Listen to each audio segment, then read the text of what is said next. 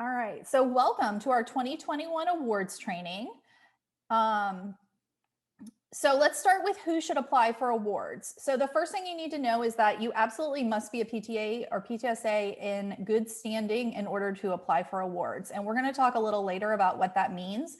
But just know that if you're not sure if you're in good standing, I'll have the email later on that you can contact and just ask, just if you want to double check. But if you aren't in good standing, you've been receiving emails saying what you're missing to be in good standing.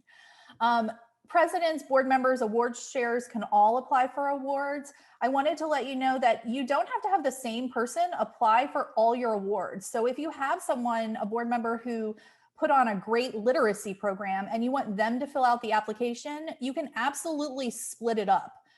It doesn't need to be one specific person, but it should be someone who's knowledgeable about the program and can answer some basic questions about what went on. You don't have to apply for all the awards. You can pick and choose. I believe there's 12 listed on the website. Very few people have something that fits every criteria, especially this year. So definitely scroll through and look and see if maybe there's one or two that fit with something you've done at your school this year. You can't win if you don't apply. And I just wanted to mention that we know that 2021 awards are going to look very, very, very different. Last year at this time, when awards were due and we were shutting down, the majority of our programming was done. We were entering what would have been testing season anyways. I know, programming kind of drops off. So people had a lot of content to go ahead and fill out for awards. This year, it's different. People have been struggling to be able to, do remote or, kind of like drop for other teachers, for teachers to implement, but drop resources. So you really think outside the box and don't feel like there's something you shouldn't apply for because it was not the best you think you've done in the last couple of years.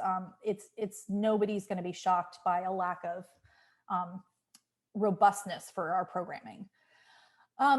Why apply?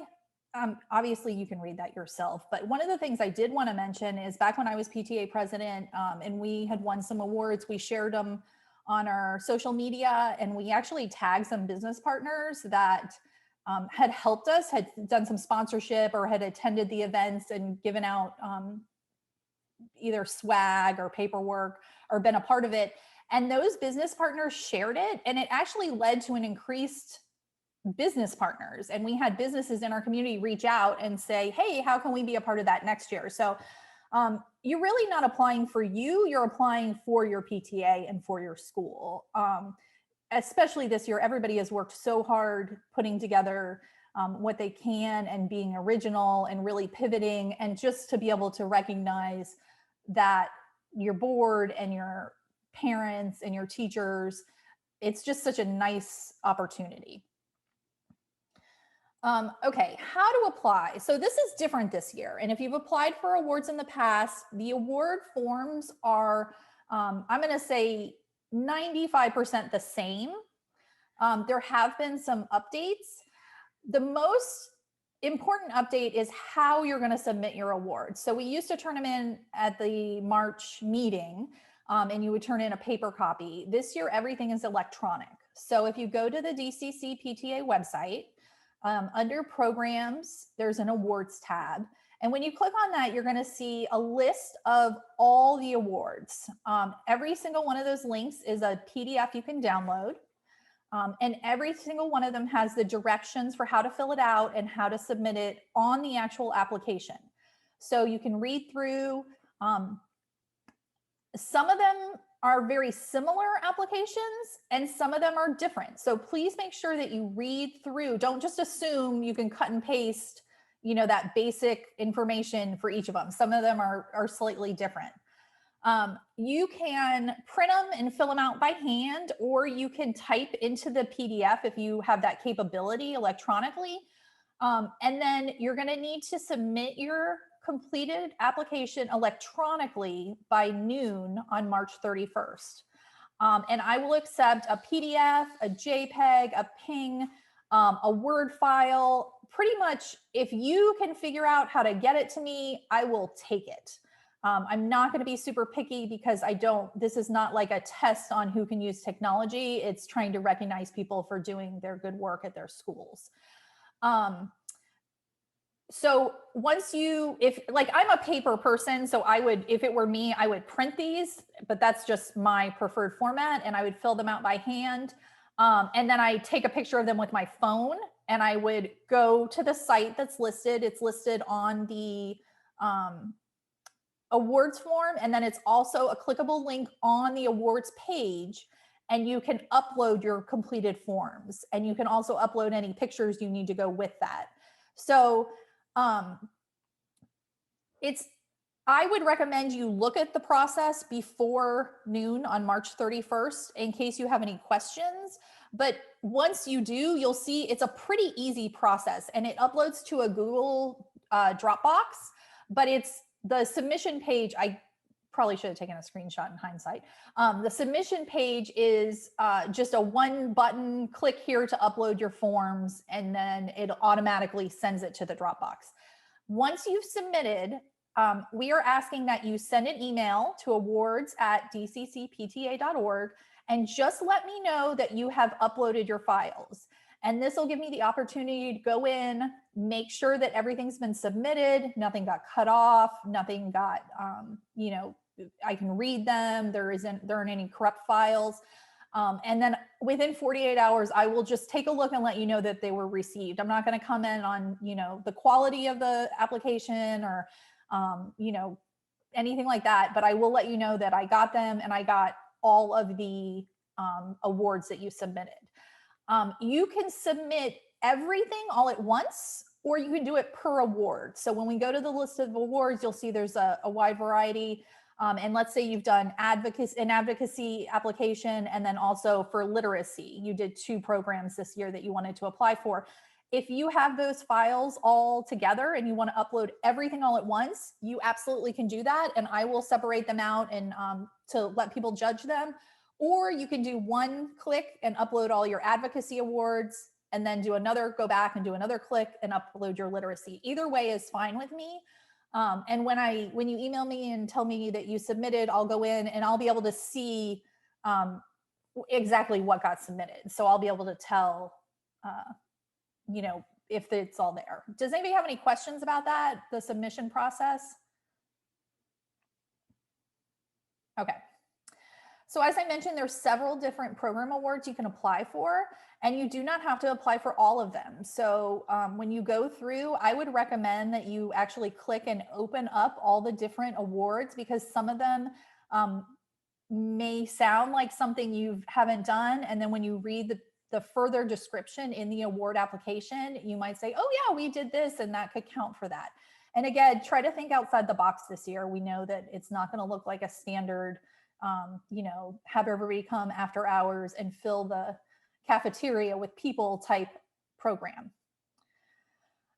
In addition to the program awards, there is the Local Unit Achievement Award, and this is better known as the PTA of the Year that's given out.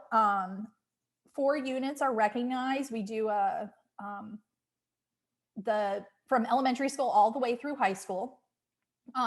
This application is a lot more in depth than the program awards, but I will tell you, if you do the program awards first, this application is a little bit easier because you can use some of the information you fill out for this award. So for example, going back, if you did advocacy, a blood drive, student engagement, and then a literacy project, and you filled out applications for all of those, and then you went to the Local Achievement Award, one of the things you need to put in the programs is descriptions of your 4 most outstanding programs.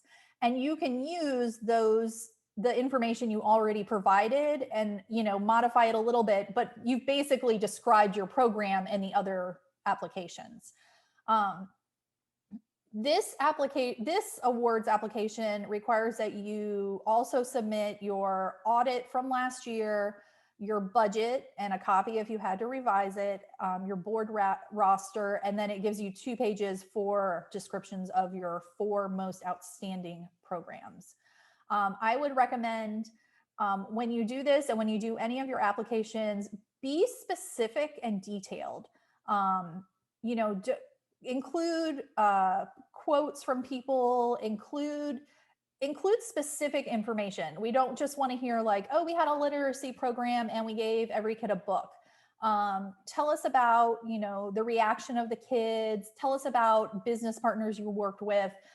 Really dig in deep to give us, you know, some background information. Is there a reason you decided to do that program? Was there a problem you were trying to solve that was identified at your school? Really, you want to do more than just like a general overview. And then I'm gonna let Becca talk a little bit about the historian. Hey, I'm Becca. I'm over historian, and me and Shannon decided to kind of work together with these and try to make it a little bit more streamlined this year. So instead of having like a separate application process, we kind of are just doing them together since it's still just another award. We know that historian books will look completely different this year. Like Shannon's already mentioned, we know things are mostly virtual or you weren't allowed on campus for actual pictures. You are not alone in this. We have all been there. Just think about the historian book as a retelling of this year. So kind of different things that, to kind of document what you've done this year. It could even, instead of pictures like it's been in the past, maybe more of descriptions. You can be, everything's submitted electronically. There's tons of different things. We have a couple listed here that some people have used for electronic scrapbooking. Last year, I even had people just they couldn't actually figure out how to upload their thing. They actually had like even if they had a physical scrapbook, it just took pictures of the pages of the scrapbook, and then I kind of just put it in order. The judging criteria is in there. We judge it based on, we have like a little rubrics judged on, and it's separated by large elementary school and small elementary school, and then middle school and high school. So you're only going competing against people that are in the same category as you. But we get 60% of the total school is for PTA activities, 10% is composition, originality, 10% is chronological order. And the thing that's cool on the chronological order, it doesn't have to go beginning of the school year to now. If you were able to do events the previous year that you weren't able to put in it, like if it was after March, you could put some of those pictures in it and just go to this year. It doesn't have to be each school year individually. It's just needs to be consistent order. I know most of us, everything was canceled in March, but if you did happen to be able to do things, you could include those in this year's book as well. The history books are due by noon on March 31st. Same thing as the rest of the awards. You can submit them the same way as the other awards. And there's also Florida PTA awards. You just go to www.floridapta.org. There's a leaders tab, Florida PTA awards, and all the applications are online. Several programs and awards overlap, so you can actually kind of copy and paste the DCC awards into the Florida PTA awards. So just take a look at those and see, because you may be eligible for both with the same program. You will get a confirmation email verifying the information that it was received, and Florida PTA awards are due by May 1st, so they have a little bit longer of a deadline. So there's a whole list of Florida PTA awards. I know you can actually read these, but just like we said, some of them you could duplicate. You got the Advocacy Award, same thing like we have. Then the Diversity Equity, we have that as well. Trying to think of literacy, we have that as well. Local unit, I don't remember if that was ours or not, but I think that's our same as our like of the one of the year. It's very similar information. So there's the Mentor PTA Award, Outstanding Administrator of the Year Award, Safety Award, Special Needs Students with Unique Abilities, Thomas Newsletter Award, PTSA Recognition Award, Student Advocate Award, Student Community Service Award, and PTSA Student Involvement Award. So that's just a list of like all Florida PTA awards. So the membership awards is from Duval County. They're automatic, so you do not have to apply for those. They are able to look at, everybody uses Member Hub now, so they are able to look at our Member Hub numbers. Florida PTA membership awards can be applied for on their website. The Early Bird, the Grandparents, the Founders Care, which is 5 past presidents, Spotlight on Men Award, which is the increase in male membership, Acorn Award, majority of faculty, but not 100%. Then there's 100% faculty, community, 25 plus community members, membership plus and president's membership award, no applications required, and celebrate membership of 100%. So these are just kind of awards to help you kind of just give you a pat on the back for the increasing your membership or where you're at on your membership on including people.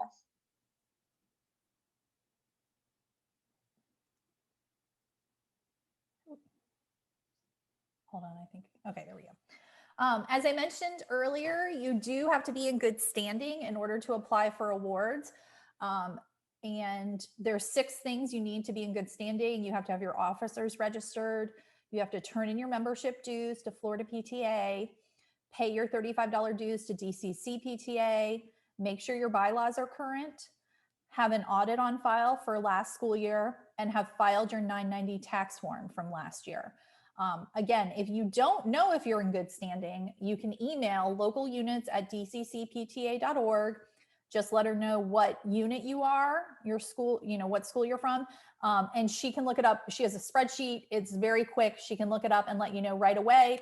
If you're not in good standing, there's still time to become in good standing and also apply for awards. You only need to be in good standing by the time they're submitted at the end of March. So you have plenty of time if you owe your 35 dues or if you need to update your bylaws. You have almost an entire month to go ahead and get that taken care of, and then you can apply for awards. If you are missing one of these things, you probably have heard from her. So, but if you want to double check, you always can. Just a few tips. As I mentioned earlier, list out some details about your programs and events and use specific examples. Include any community involvement. So did you partner with a police station? Did you partner with a business in the community?